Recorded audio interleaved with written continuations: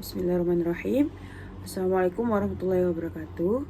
Halo semuanya, perkenalkan nama saya Maulidia Jauza dengan NIM 240402068. Saya mahasiswi program studi bimbingan dan konseling Islam Fakultas Dakwah dan Komunikasi Universitas Islam Negeri Ar-Raniri Banda Aceh. Di sini saya akan mempresentasikan tentang tugas mata kuliah filsafat dakwah. Saya akan menjelaskan tentang aliran-aliran pemikiran dan gerakan dakwah. Kalau kita perhatikan selama ini, dakwah sering dipersempitkan maknanya. Dakwah itu seolah-olah hanya identik dengan ceramah di masjid, khutbah Jumat, atau pengajian yang rutin. Padahal kalau kita merujuk pada konsep Islam secara menyeluruh, dakwah itu jauh lebih luas dari sekadar berbicara. Dakwah itu adalah usaha sadar dan terencana untuk mengajak manusia menuju kehidupan yang sesuai dengan nilai-nilai Islam. Tujuannya bukan hanya sekedar agar orang tahu ajaran Islam, tetapi agar ajaran Islam itu benar-benar hidup dalam perilaku individu masyarakat, bahkan sistem sosial. Namun, masyarakat yang dihadapi dakwah tidak pernah seragam. Ada masyarakat yang religius tapi miskin. Ada juga yang maju secara ekonomi tetapi kering secara spiritual. Ada yang kuat budayanya, dan ada pula yang sedang mengalami krisis politik dan keadilan. Karena perbedaan inilah cara berdakwah pun berkembang yang beragam. Dari sinilah berbagai aliran pemikiran dan gerakan dakwah yang masing-masing punya cara pandang, strategi, maupun fokus yang berbeda. Dalam kajian dakwah, perbedaan ini biasanya dipetakan dalam 4 paradigma. Yang pertama, saya akan menjelaskan dakwah paradigma tabligh, yaitu menyampaikan itu kewajiban.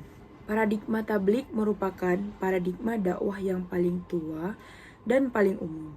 Dalam paradigma ini, dakwah dipahami sebagai kewajiban menyampaikan ajaran Islam, baik berupa ayat Al-Quran, hadis, maupun nasihat-nasihat agama.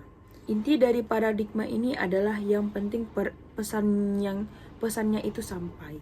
Urusan apakah pesan itu diamalkan atau enggak, dianggap sebagai tanggung jawab pribadi mad'u. Karena itu, peran dai sangat dominan sebagai penyampaian pesan, sementara mad'u itu berperan sebagai pendengar. Dakwah tabligh biasanya dilakukan melalui ceramah dan khutbah. Terus ada pengajian rutin, majelis taklim, tausiah keagamaan. Contoh gerakan yang paling sering dijadikan rujukan dalam paradigma ini adalah Jamaah Tabligh yang didirikan oleh Syekh Muhammad Ilyas Al-Kandahlawi di India. Gerakan ini muncul dari kegelisahan melihat umat Islamnya yang sangat secara identitas muslim, tetapi praktik ibadahnya itu sangat lemah. Jamaah Tabligh menekankan 6 prinsip dasar dakwah seperti penguatan iman, salat yang khusyuk, ilmu dan berzikir, memuliakan sesama muslim, meluruskan niat, terus ada khuruj fi sabilillah. Kekuatan utama paradigma tabligh terletak pada kesederhanaan dan konsistensinya. Dakwah bisa dilakukan siapa saja, kapan saja, tanpa harus menunggu perubahan sistem atau kekuasaan. Dakwah juga bisa dilakukan secara tatap muka ataupun secara online kalau sekarang, atau via Zoom atau di media sosial yang lainnya. Namun, kelemahan paradigma ini adalah dakwah itu berhenti pada tataran verbal. Masalah kemiskinan, ketimpangan sosial, dan ketidakadilan struktural seringkali tidak tersentuh karena dianggap itu bukan wilayah dakwah langsung. Jadi tidak dibahas. Di sini cuma dibahas tentang kepribadian individu.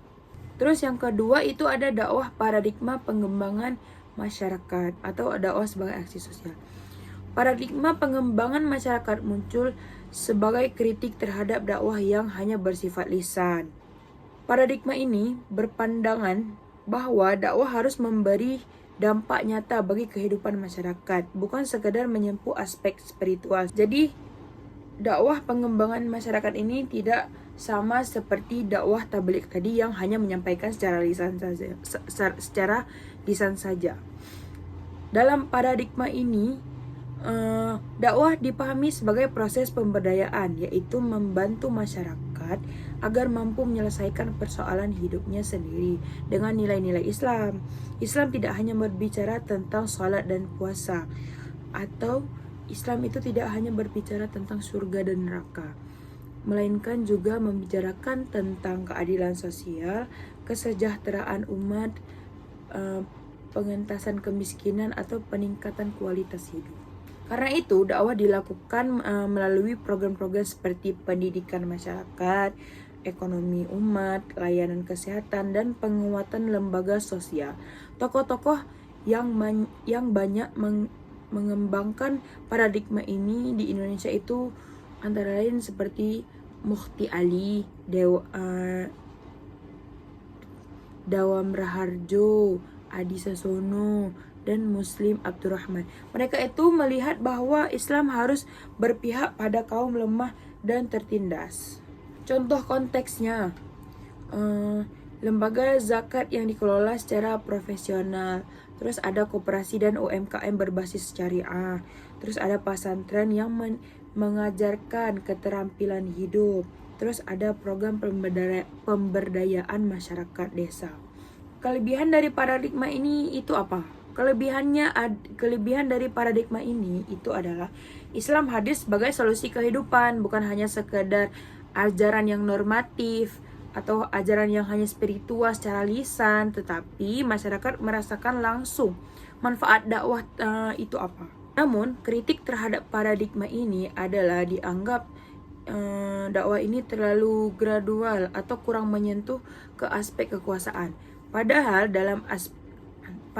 dalam kenyataannya banyak persoalan masyarakat juga bersumber dari sistem politik dan ekonomi yang tidak adil. Nah, selanjutnya saya akan menjelaskan dakwah paradigma harokah, yaitu dakwah sebagai gerakan perubahan sistem. Jadi, paradigma harokah memandang dakwah sebagai gerakan perubahan total. Dalam paradigma ini, dakwah itu tidak cukup hanya memperbaiki individu atau komunitas kecil, tetapi harus menyasar perubahan sistem sosial dan politik.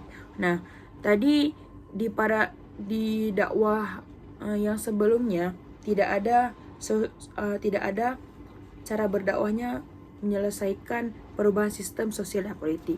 Nah, di dakwah paradigma harokah ini kita akan di situ paradigma ini berangkat dari keyakinan bahwa Islam adalah sistem hidup yang menyeluruh, mencakup agama, sosial, ekonomi, budaya, dan negara. Karena itu, politik tidak bisa dilepaskan dari dakwah.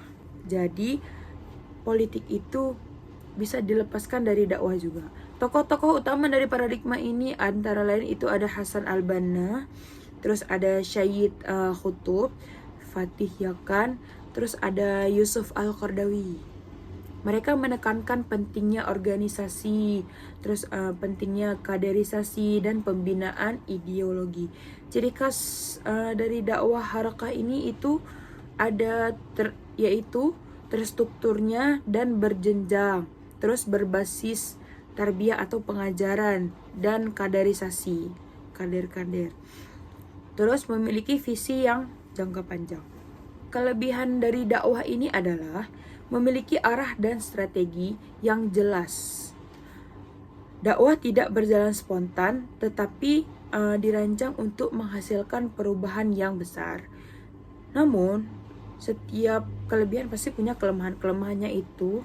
Kelemahan dari dakwah ini adalah pendekatan ini sering dinilai terlalu ideologis dan inklusif, kurangnya dialog dengan budaya lokal dan kelompok lain, kadang memicu konflik sosial. Setelah kurangnya dialog dengan budaya lokal, saya akan menjelaskan yaitu dakwah paradigma kultural atau dakwah yang membumi. Paradigma kultural menekankan bahwa Islam tidak datang untuk menghapus budaya, melainkan menyempurnakannya. Islam itu dipahami sebagai nilai yang universal, sedangkan budayanya adalah sarana penyampaian nilai. Dalam paradigma ini, dakwah dilakukan dengan pendekatan persuasif, dialogis, dan damai. Budaya lokal dimanfaatkan sebagai media dakwah selama tidak bertentangan dengan prinsip tauhid. Nah, di dakwah paradigma sebelumnya kan tidak ada membahas budaya, dan di kultural ini dia dakwahnya bisa dan di kultural ini dakwahnya bisa kita pakai budaya lokal. Contoh paling terkenal adalah dakwah Wali Songo yang menggunakan seni adat, dan tradisi dalam menyebarkan Islam di Nusantara. Yang contoh yang kita tahu dari Wali Songo ini, beliau menggunakan wayang.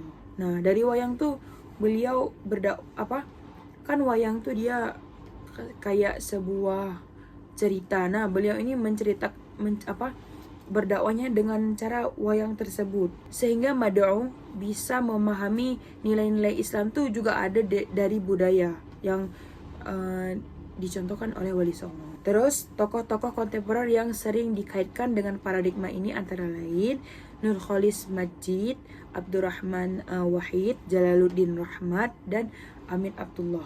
Kelebihan dari paradigma ini adalah dakwah menjadi ramah, terus inklusif, dan mudah diterima. Namun resikonya adalah terjadi percampuran ajaran Islam dan tradisi yang tidak sesuai jika tidak disertai dengan pemahaman yang kuat.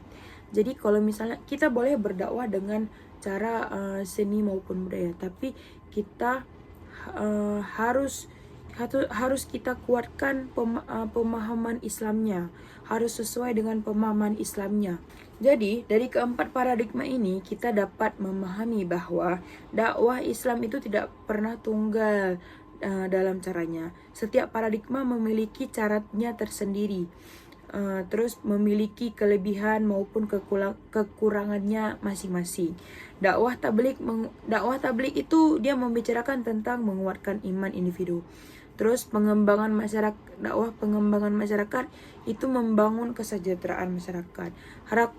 Terus dakwah harakah itu mendorong perubahan sistem, dan kultural itu menjaga keharmonisan sosial. Idealnya dakwah masa kini tidak terjebak pada satu pendekatan saja, tetapi mengkombinasikan kelebihan dari setiap paradigma sesuai kebutuhan masyarakat. Dengan cara inilah dakwah Islam akan tetap hidup, relevan, dan mampu menjawab tantangan zaman. Jadi kita bisa memahami dakwah itu dari dakwah paradigma manapun. Misalnya pun kita mau jadi dai di sebuah wilayah, kita bisa menyesuaikannya dengan wilayah tersebut. Misal wilayahnya ini dia mau berdakwah dari penyampaiannya bisa dari dakwah kultural, atau enggak di dakwah di wilayah yang lain mereka bisa memahami dakwah paradigma pengembangan masyarakat atau lain sebagainya. Jadi cukup sekian dari saya, lebih dan kurang saya mohon maaf. Dan saya ingin menyampaikan kepada kawan-kawan semua atau kepada semuanya yang terdampak banjir Aceh di tahun 2026 ini, semoga kita selalu dalam lindungan Allah dan kita selalu baik-baik saja, dan selalu kita diberikan kesehatan, kekuatan, dan kita bisa berkumpul sedia kala. Tetap semangat semuanya dan jangan pernah menyerah, karena musibah yang terjadi pada kita sekarang di Aceh khususnya itu mungkin Allah itu mengingatkan kita bahwa setelah terjadinya bencana ini pasti ada pelangnya. Setelah badai pasti ada pelangnya. Nah, itu singkatnya. Jadi tetap stay safe semuanya. Terima kasih kepada dosen kami yang telah mengajarkan kami kurang lebih 16 pertemuan ini dengan senang hati, dengan baik. Saya Maulidia Jauza pamit undur diri dan mohon maaf bila ada kesalahan. Baik, billahi taufiq wal hidayah wa ridho wal inayah. Wassalamualaikum warahmatullahi wabarakatuh. Bye bye.